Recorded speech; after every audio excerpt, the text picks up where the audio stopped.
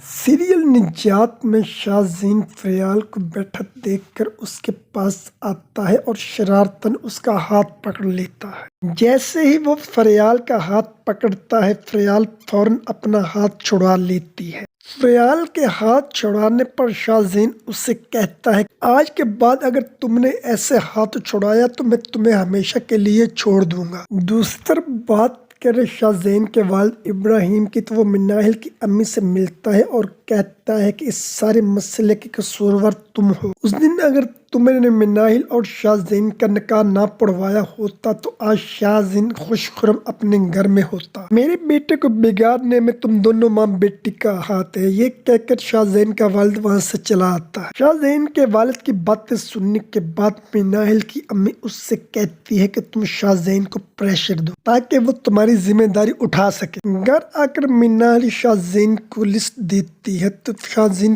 कहता है कि मेरे पास तो पैसे नहीं है कि मैं सामान खरीद कर ला सकूं। शाहज़ीन की बात सुनकर मिनाहिल उससे कहती है कि हम मोहब्बत से पेट नहीं भर सकते, यहाँ रहना है तो तुम्हें काम करना होगा। मिनाहिल की बात सुनने के बाद शाहज़ीन कहता है कि वक्त बदलता है तो लोग भी बदल जाते हैं।